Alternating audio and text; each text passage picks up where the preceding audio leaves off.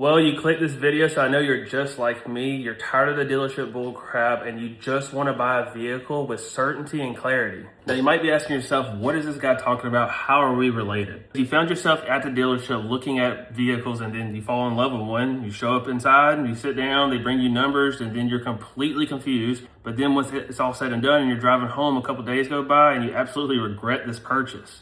Well, that's because you just don't understand how the buying process works, and you don't understand what you're looking at when it comes to the buyer order. That is the thing that a salesperson or manager will bring out with all the numbers from start to finish when you're purchasing a vehicle. Now, in this video, I'm going to break down from top to bottom the full buyer's order. So that way, when you're done watching this video, you know exactly how to read a buyer's order and know if you're getting a fair deal or not. That way, when you leave the dealership, you're not regretting your purchase. Now, the first thing you want to check on the buyer's order, that piece of paper is at the very top, that it's the right vehicle, the right VIN number, year, make, model, trim. You don't want to be negotiating or, trying to take home the wrong vehicle than what you like. You'd be very surprised how many people don't check this and the numbers are completely wrong. You waste a lot of time and then you'll find yourself tired and just saying yes to the first number you see. The second thing you want to look at is MSRP. This is manufactured suggested retail pricing. It is the starting price of a brand new vehicle. It is not the actual price. The dealership can either mark this price up or they can discount this price down. Then the third thing you're going to look for is going to be destination delivery. So this is something that's usually charged inside of MSRP. If it's not in there, the dealership's going to try to charge it. So make sure they're not double charging that for you, because they'll make up the excuse.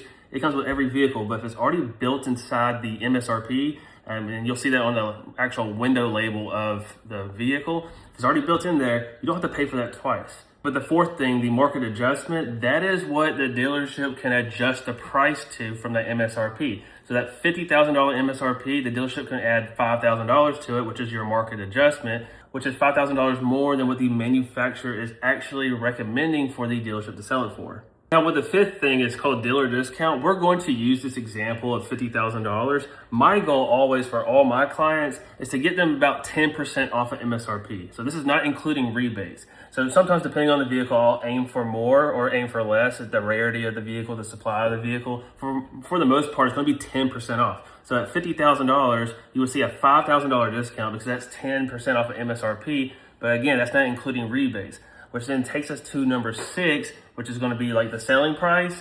And the selling price is going to be based off if they've marked that vehicle up or you got that discount you wanted. And of course, in this example, I'm going to go with the discount that we wanted and not any markups or anything. So if we got 10% off of MSRP, that's a $5,000 discount. So your selling price would be $45,000. Number 7 would be the rebates. Now make sure they lay out all the rebates that you qualify for. The reason why is because if the deal is good enough without the rebates, depending on the manufacturer and the type of rebate, you can select to have that rebate emailed to you as a check. So if you get a $3,000 rebate and it qualifies so that you can get it back as a form of cash, they will actually send that to you if you decline the rebate and take it back as cash. But either way, you want them to lay out every single rebate so that way you make sure you get the rebates you qualify for. Because sometimes, honestly, the dealership can just make an honest mistake and you should deserve like first responder or college student, and you want to make sure you're getting that. But then it takes us to our adjusted price, which is number 8. And that's going to be after your discounts and your rebates of what the actual price of the vehicle is. Now it's time for the juicy stuff. And this is where dealerships get real, funny and they get tricky with everything. Before we get into that, if this video is already stressing you out because you're stressed to buy a vehicle and you just don't know if this video will even be good enough for you to actually understand, well, don't worry about that, because what you can do is I have a personalized car buying process blueprint that you can purchase. In that blueprint, what will happen is you'll get an hour-long Zoom or phone call with me, and I'll break down your full situation. Then I take that and I spend the next 7 days building you a step-by-step blueprint. And this personalization is going to go over your wants, needs, have to have, your specific situation, how to research the market, what to say on the phone with the dealerships, how many dealerships you should be calling and why, what numbers you're supposed to be looking for and why they're important, how to ask things, how to overcome things. It's literally just going to walk you from everything from start to finish when you're trying to buy a vehicle. Then I send that blueprint to you, set up a call for 30 minutes, review everything with you, and now you can do it by yourself. And if you are interested in this blueprint, it's only one payment of $395. So drop a comment below saying blueprint, and I will privately message you the link to pay it, and we'll get you started.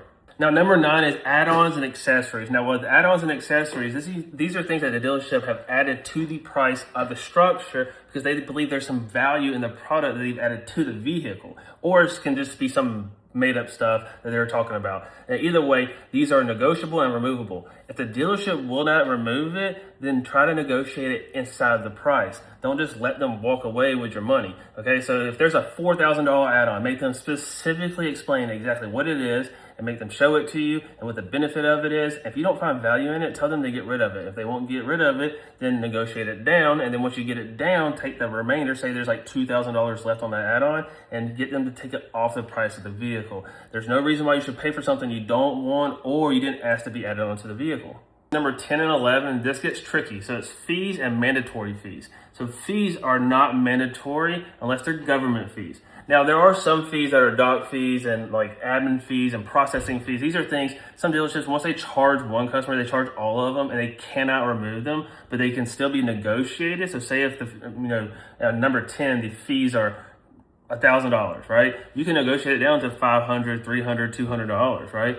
Now, if they still won't budge on it, or they did budge on it and you were able to negotiate it down, take the remainder balance or the whole balance if they didn't bring the fee down at all, and again, go back to the price.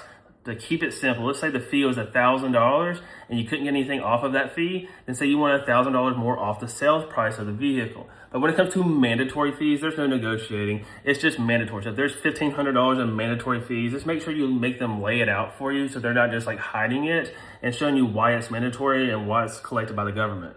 For number 12, 13, and 14, these are all mandatory. Just make sure it's correct information and that they lay it out for you. Sales tax, title fee, and registration fees can definitely vary by state and location. So just make sure it's accurate information more than anything.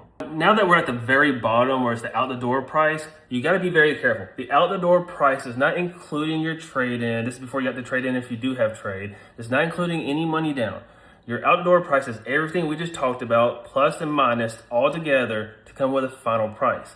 So if you had a $50,000 at MSRP, you got 10% off, that's $5,000 off, giving you $45,000. Now, if you had a rebate for $3,000, you should track that from $45,000. Now it's at $42,000. You didn't let any add-ons happen, right? Let's just say the dealership didn't have any fees, right? Or maybe you've negotiated the fees off, and say the mandatory fees was $1,500, and to keep it very simple, let's just say the taxes was $1,500, right? So that's $3,000 total in mandatory fees and taxes combined. That right there puts you at $45,000. Then you add your title and license and registration, which is another $1,000. Now once you add that last part together, it gives you final number out the door, $46,000. Now you take that $46,000 out the door number. This is before if you have a trade-in. We're acting like we don't have a trade-in. I'll make another video about that. But you have that $46,000 out the door. Now, say if you have $6,000 to put down, now you apply it to the deal structure. You take the $46,000 and you minus the $6,000 you have to put down, giving you $40,000.